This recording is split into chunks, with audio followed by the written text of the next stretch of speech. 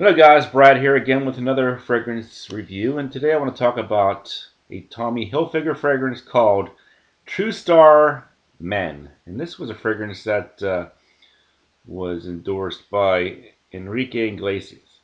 He no longer endorses this one. I think he's actually moved on to another fragrance.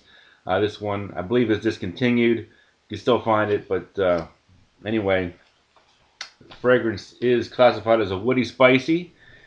And the note breakdown, we have top notes of pink grapefruit, freesia, star anise, and lemon tree. Middle notes of orris root and licorice. And in the base, we have leather, sandalwood, vanilla, and saffron. Over base notes, we have 17 positives, 6 neutrals, and 2 negatives. So I have a little bit left here on my arm. I've been wearing this at work, and I think it is a pretty nice day wear fragrance.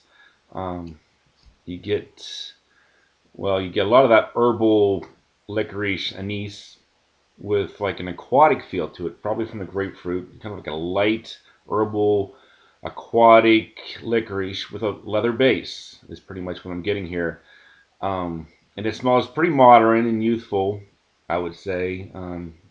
The concept of herbal notes with leather isn't really something that's new to fragrances. If you think back to like Dracar Noir, perhaps, or Zara Pour Homme, I think they pretty much did the same thing. But this one, by incorporating things like freesia, vanilla, saffron, I think it just kind of gives it a bit of a modern touch.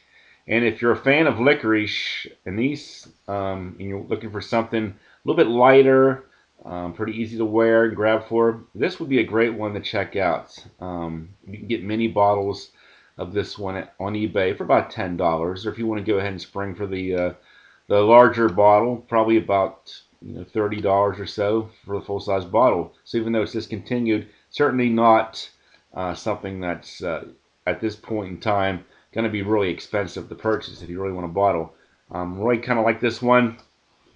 I used to have a sample of this one years ago. I broke it accidentally. I remember being a little bit devastated about that at the time. I was able to finally pick up a sample of this one on eBay with a bunch of other Tommy Hilfiger samples. So yeah, I got a pretty good deal on this. I'm glad I was able to revisit it because it's still pretty good. Not, something fantastic, but solid, I would say. For me, the smell, about a 7.5 out of 10. One of my favorite licorice type fragrances because it is pretty easy to wear and grab for. Something like Lolita Lempica en masculine. Not a bad smell either, but a little bit heavy for the workplace, I would say.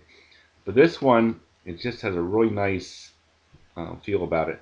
Uniqueness, 8.5 out of 10 because of the way it does incorporate like the vanilla saffron and just kind of gives that herbal leather a nice updated smell. Something that the younger generation might be interested in. Versatility, 7.5 out of 10. Probably could be a signature scent for somebody. Day wear, probably even night wear in some cases, if you really like that licorice kind of smell.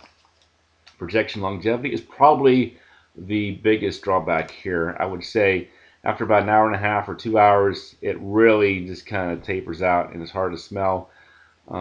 Even after like the first 20-30 minutes, it's going to be pretty weak. I didn't get any feedback on this one, maybe because people couldn't really smell it.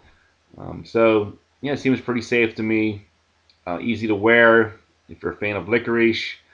You're a fan of leather scents. This one is pretty good for leather. A lot of people say it just kind of feels like a nice, cozy leather jacket. So this might actually be a good like rainy day, cool spring fragrance as well because of that. So that's pretty much my thoughts on True Star Men. Overall, like I said, 7 out of 10. Solid fragrance from Tommy Hilfiger. A lot different from the original Tommy that a lot of people used to wear. You guys should check this one out if you like licorice, if you like leather. Thanks for watching, and I'll talk to you guys later.